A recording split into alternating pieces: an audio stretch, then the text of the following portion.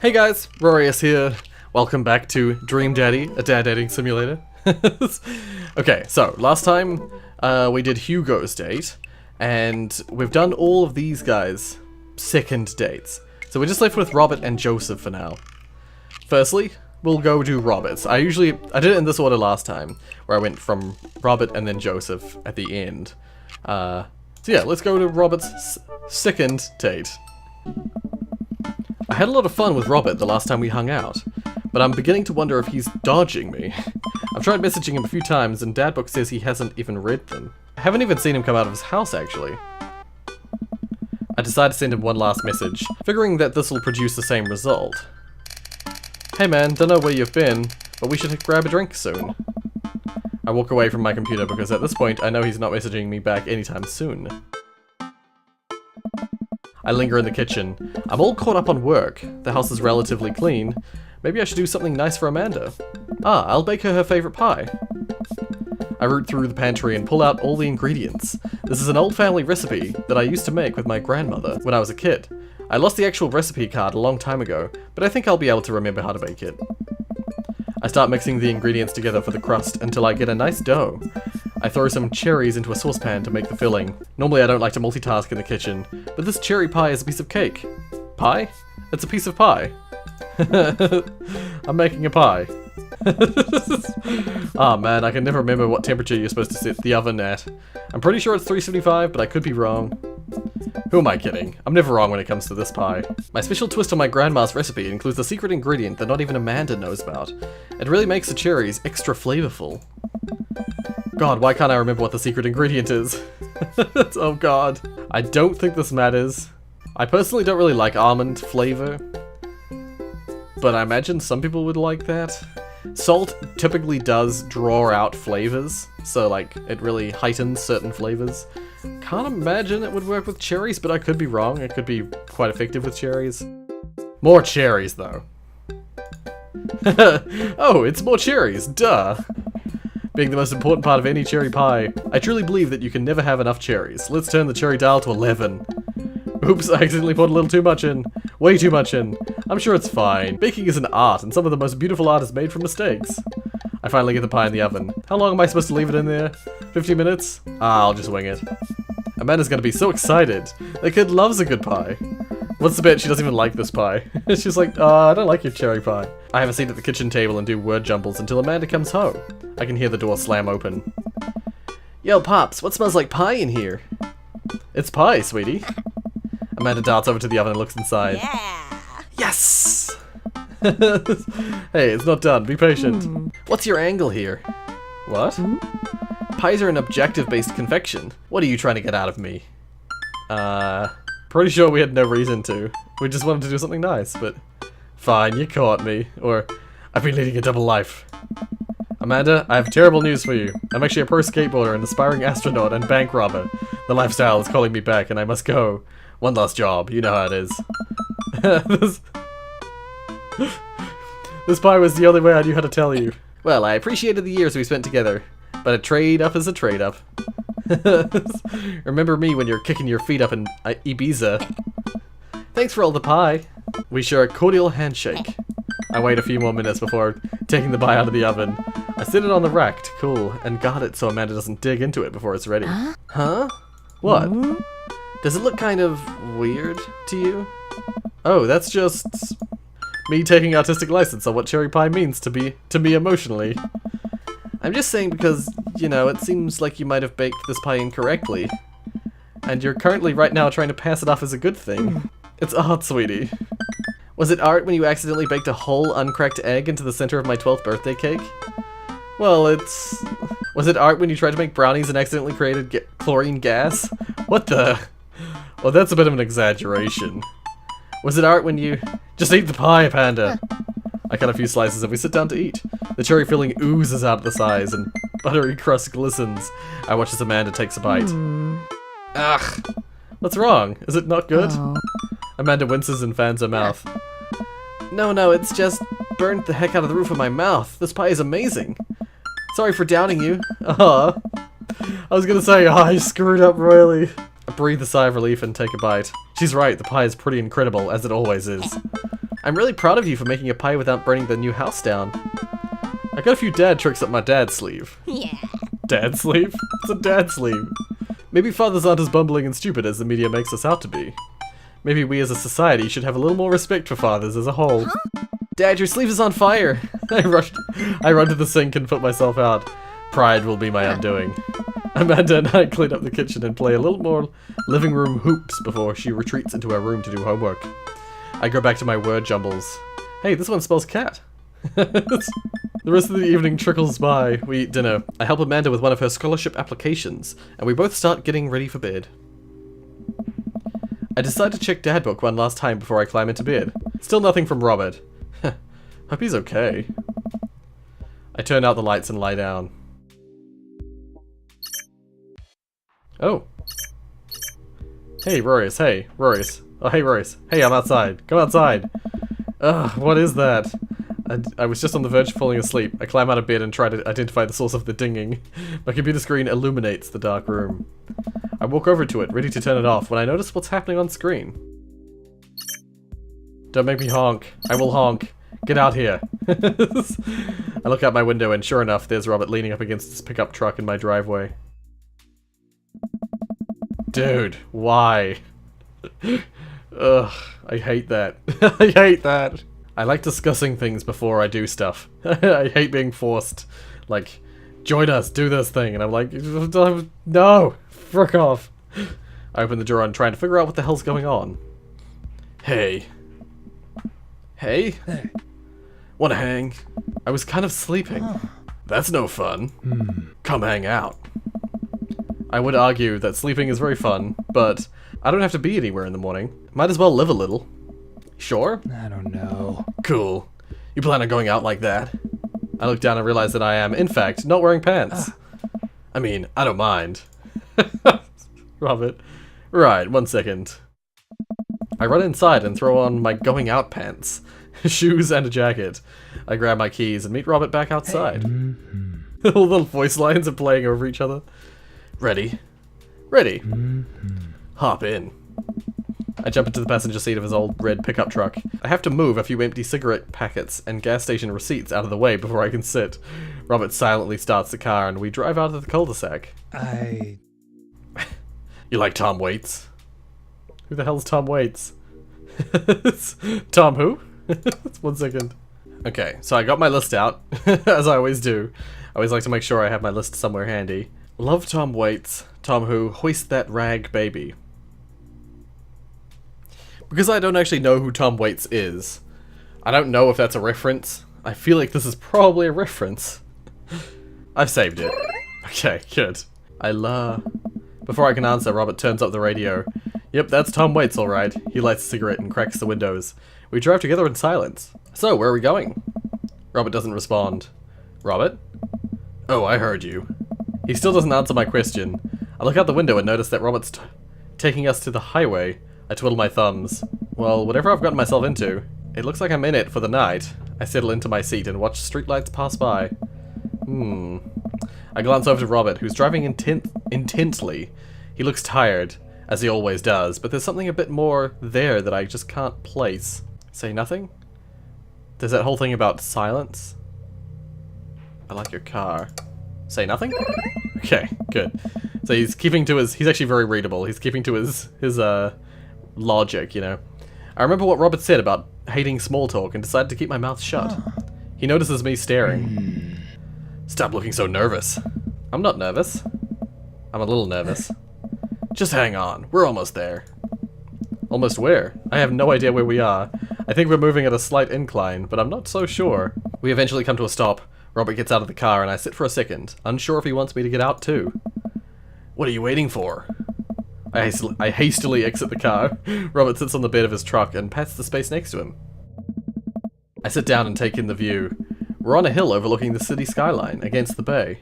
The cool night air rustles some trees near us as lights blink in the distance. Off to the side I can see an entrance to a dense forest. Man, it's all so gorgeous. This is where I come to masturbate. What? I'm kidding. What's wrong with you? Oh. This is my little spot where I come to think. It's nice. Oh? You can see the whole city from up here. Really gives you some perspective. Robert reaches behind him and pulls something out from under his jacket. It glints in the moonlight, and I suddenly realize what it is. Oh shit, that's a knife. Oh. Please don't stab me.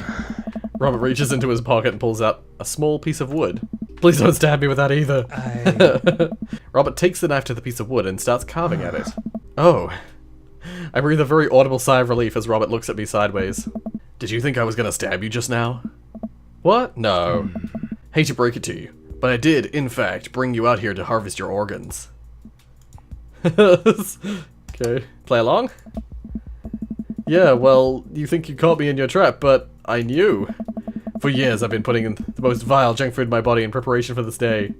Come at me, friend, and reap what you will. 2 steps ahead of you all. 2 steps ahead of you at all times. That's how I operate. Nothing gets past you, huh? Oh. Yes. Robert reaches into his pocket and pulls out a folding knife that he opens and hands to me. Oh?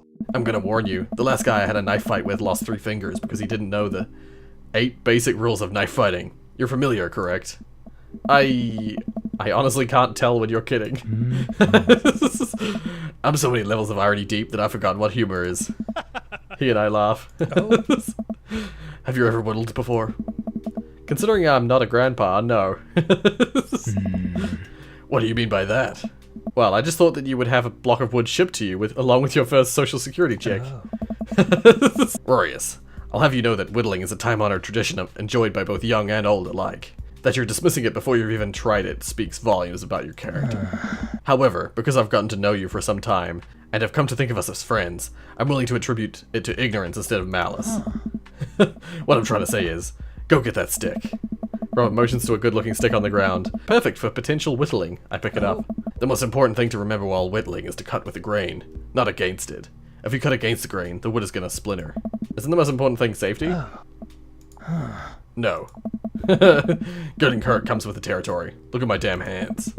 I look at his damn hands. They're calloused and covered in little white scars. They have very nice hands. You can't make a stick omelet without breaking a few hand eggs. Okay.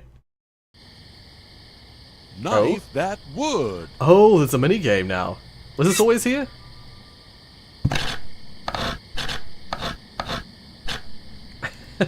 Okay. That's a good start. What is it? I don't know if there's a score for this. Sharpstick, pencil, knitting needle. I can't tell if it matters of what I choose here.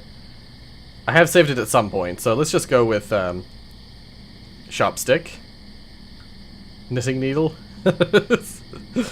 Oh dear. Sharpstick. Careful. Don't poke yourself with that. You made a sharpstick. Cool. I'm gonna try and choose, like, edgy responses that I imagine Robert would appreciate. Oh. No, I missed the dialogue. I'm assuming it's just what's that? Popsicle stick, tongue depressor, flatworm. Flatworm?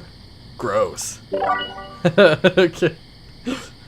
Trying to choose, like, the edgy, weird answers. No. Toothpick. What's the story here? Bubble popper. Something to make me look tougher.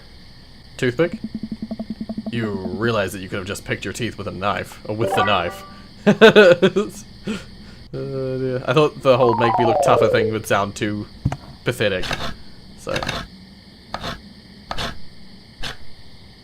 Okay. What's this?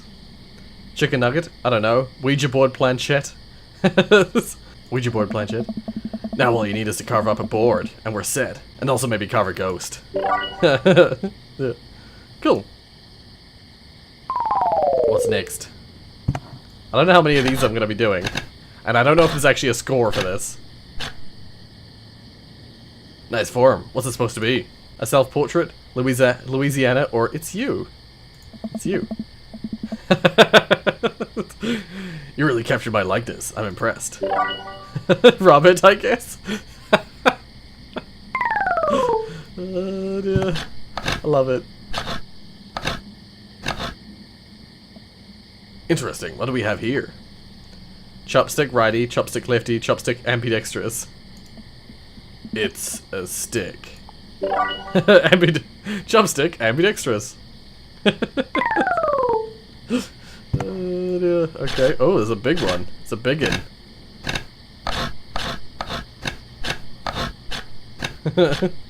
Oh, it's a swan. If you keep this up, you'll be a whittling pro in no time. Swan, duck, new friend. Swan? Nice work.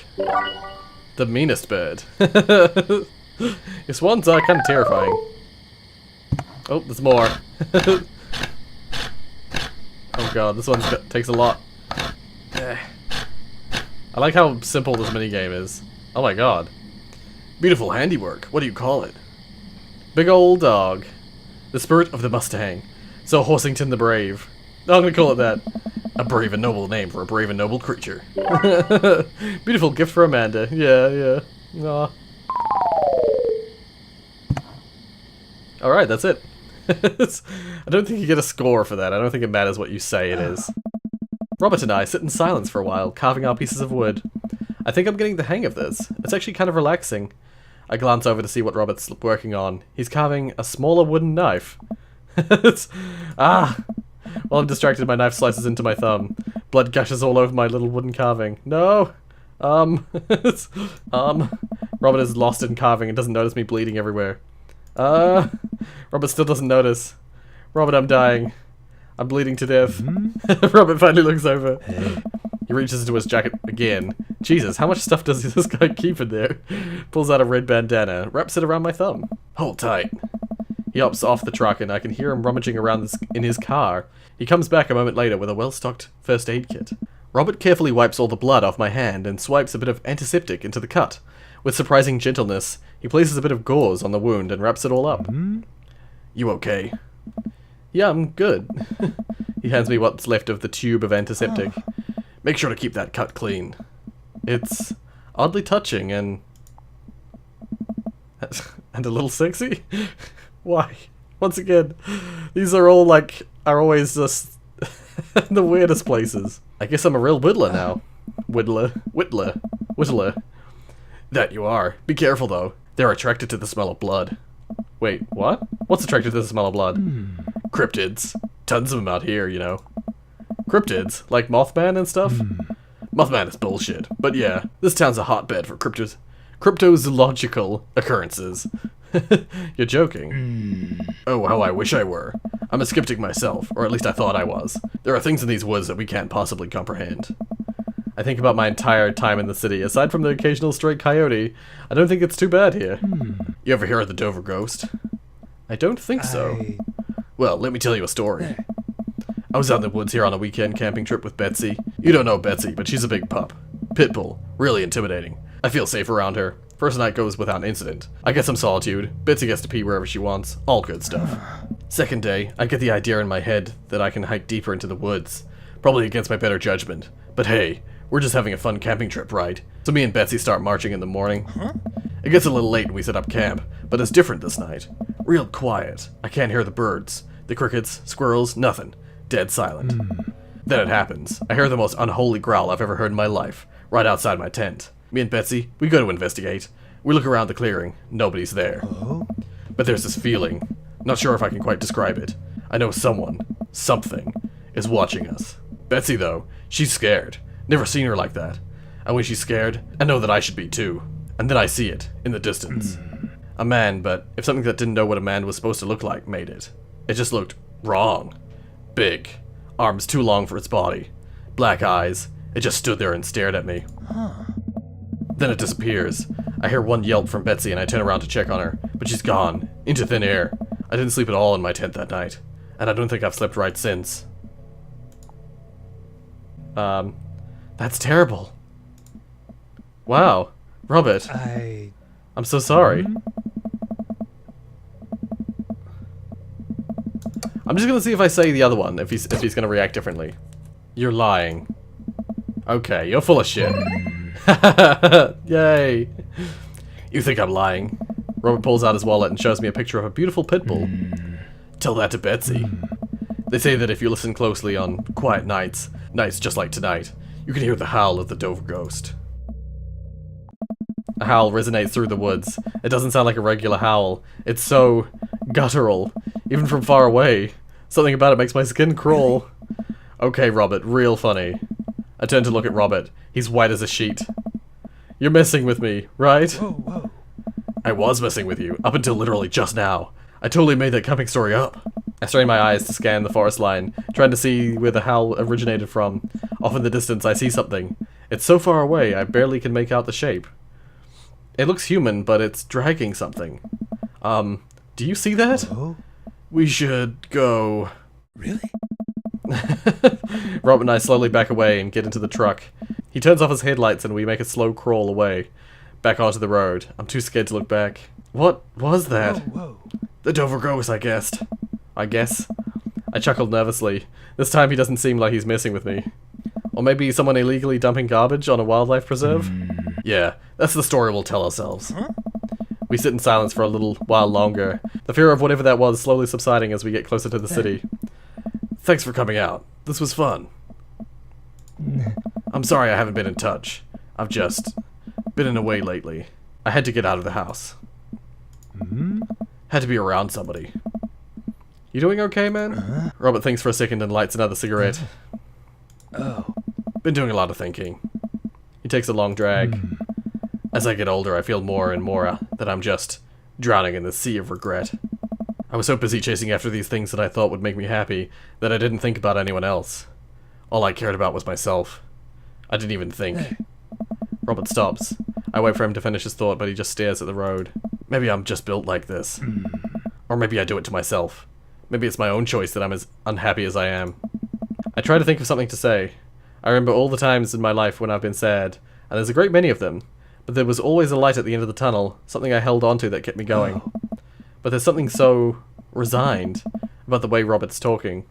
Maybe we deserve to be eaten by the Dover ghost. I'm glad you told me. Do I make light of the situation? Or do I be like, thank you, Robert. Maybe we deserve to be eaten by the Dover ghost. Maybe that's why it's here. The Dover ghost feeds off your sadness, my sadness. It hunts us in the night. Oh. Honestly, it makes sense. I was trying to kid around. To just be devoured for my sins. Yeah, that sounds pretty great, actually. It was a joke. I'm turning the car around. We're going back. Robert slams on the brakes and puts the car in reverse. Robert, wait! He stops the car again. You know what? I thought about it. It's not my time yet. I haven't finished watching the Satyrian collection. They just keep adding stuff to it. Yay! I was like, that's gotta be the right one, right? But thanks, Rorius. We drive the rest of the way in silence, listening to the radio and watching the bright lights off in the city grow bigger. Robert drops me off at my place. As I'm about to close the passenger door, I realize that I still have Robert's pocket knife in my jacket. I pull it out and offer it back to him. You hold on to that. Never know when you might need it. Night, Robert. Have a safe drive home. Robert smirks, then pulls away. He then immediately pulls into his driveway, which is one over from mine. He gets out and waves. Dear. I tiptoe into the house, careful not to wake Amanda up. Whoa, where'd you come from? I look around and spot Amanda coming out of the kitchen with a glass of water. I thought you were sleeping. Oh, Robert woke me up to go cryptid hunting. You know the Mothman is bullshit, right? Amanda, Lang... You know what? It's fine. I finally decide to go to bed. Okay. But yeah, cool. Day complete. Let's see how I did. Yay! If it bleeds, we can kill it. Okay. If it bleeds, we can kill it. Welcome. You've got dads. Cool. Yeah. So, we've just got one dad left to do the second date with, and then we'll do the final date and ending with one of the dads. We'll choose one. For the comments of this video and the next video, let me know, you have like 2 opportunities basically to let me know who you'd like to see the final date with. I have some thoughts in my head of who I'm planning on choosing for the first one, but let me know who you'd choose. Maybe our thoughts line up, maybe not. But whatever the case, I do plan to do all the final dates, but it just could be a little bit more tedious when it comes to the ending stuff. So I'm gonna do all the dates. I'm gonna do all the final dates, but I'm gonna prioritize the ones that I'd want to do first, and then yeah, we'll move on to the other ones that I'm less keen on in later episodes. But until next time, if you like what you saw, hit like. If you want to see more from me, then subscribe. Thank you so much for watching, and as always,